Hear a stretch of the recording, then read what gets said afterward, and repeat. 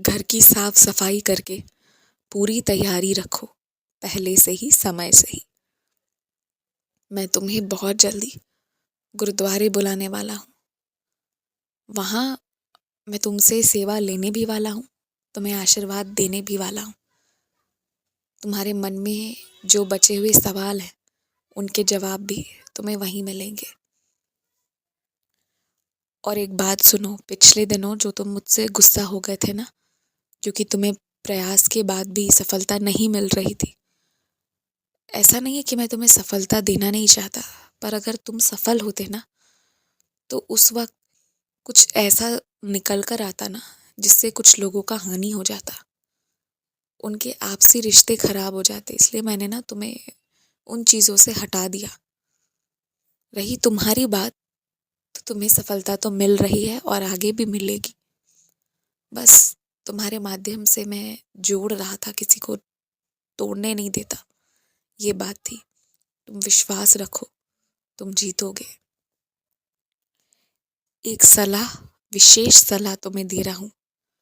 कुछ लोग तुम्हारे जीवन में तुमसे प्रेम पाने, एक नया रिश्ता बनाने आ रहे हैं, और जो वो रिश्ता तुमसे उम्मीद कर रहे हैं, अगर तुम वो रिश्ता स्थापित कर पाओगे तभी उन्हें अपने जीवन में आने देना। किसी के साथ धोखाधड़ी नहीं होना चाहिए। ऐसा नहीं होना चाहिए कि क्षणिक सुख के बाद तुम पीठ पीछे कर लो, क्योंकि वो भी मेरा बच्चा है, तुम भी मेरे बच्चे हो। मैं तुम्हें बस यही कहना चाहता हूँ कि आने तो देते हो तुम लोगों को, और बड़ी आसानी से तुम चले भी जाते हो, रोते हो, मुझे पता है। लेकिन हर बार ऐसा हो ज़रूरी नहीं है। कुछ लोग जिद करने लगेंगे, हाथ नहीं छोड़ेंगे, इसलिए सोच समझ कर ही हाथ पकड़ना। तुम भजन आरती खूब सुनो और खूब गाने की कोशिश करो, स्मरण करने की कोशिश करो। तुम्हारे कंठ में जैसे श्री कृष्ण की बांसुरी में मधुरता है ना, वैसी ही मधुरता विराजेगी। और तुम्हारे मुख से जो भजन सुनेगा वो सीधे ईश्वर को महसूस कर पाएगा। ये कृपा तुम्हें मिल रही है, मिलनी शुरू हो गई है। तुम ध्यान देकर देखो, पहले के सुर और अब के सुर में बदलाव आ चुका है। तुम ना किसी भी जीव जंतु से डरो मत, कोई तुम्हारा नुकसान नहीं करेंगे, सब में मैं समाहित हूँ। लेकिन एक बात तुमसे कहूँगा, अपने घर पर तुलसी का छोटा सा पौधा ही सही, पर लगाओ ज़रूर, और उसका खूब देखभाल करो। और आज रात को जब वापस घर आना तो मेरा अभिषेक करना।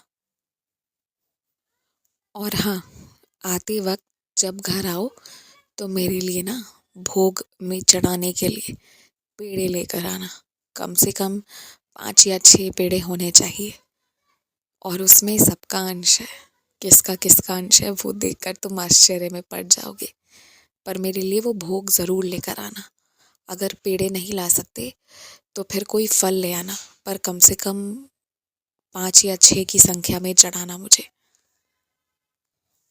और सुनो, बाग बगीचे में जो अन्यथा घास उग गए हैं ना, उन सब की कटाई करो, अपने बगीचे की सफाई कर लो, और सारी तैयारी करके रखो। अगर मैं बार बार कह रहा हूँ तैयारी करके रखो, तो मतलब है ना कोई जश्न मनेगा, इसलिए तैयारी करवा रहा हूँ।